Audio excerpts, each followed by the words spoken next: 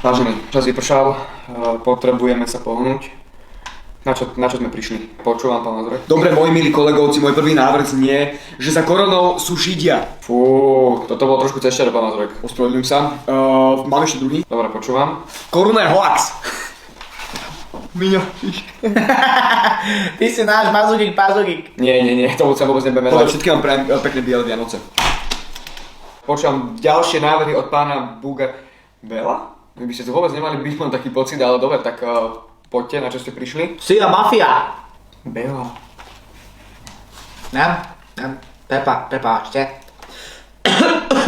Dobre, páni, návrh číslo 1. Hogy megengedjenek Podesmár, Burdos Márgostere, Magyarországról, Szlovákiába, mindösszerre, vigyázz. Dobre. Toto boli tie najmodrejšie slova, ktoré zatiaľ povedali. Aj keď som teda piču rozumel, ale... Köszi. Ďakujem. Dobre, pán Matovič je rád na vás. Bojsko Panteláčik, to si so mňa vypiče kosy. Ako lebo neviem sa na som zabudol, pre vás mám špeciálnu úlohu. Na to sa neviem dočkať.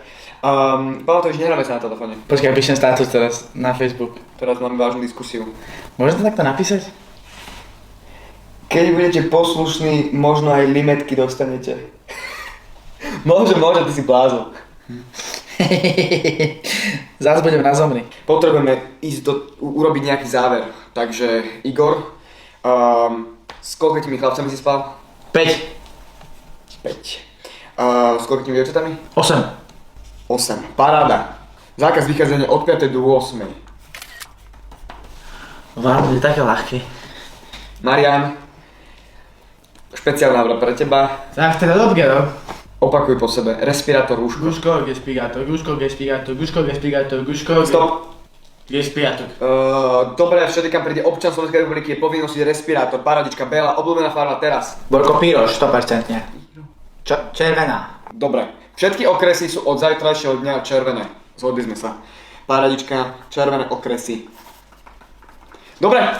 Utekám uspať mojich 12 detí. Keď ich budete mať toľko, ja pochopíte. Ďakujem vám pekne za rokovanie.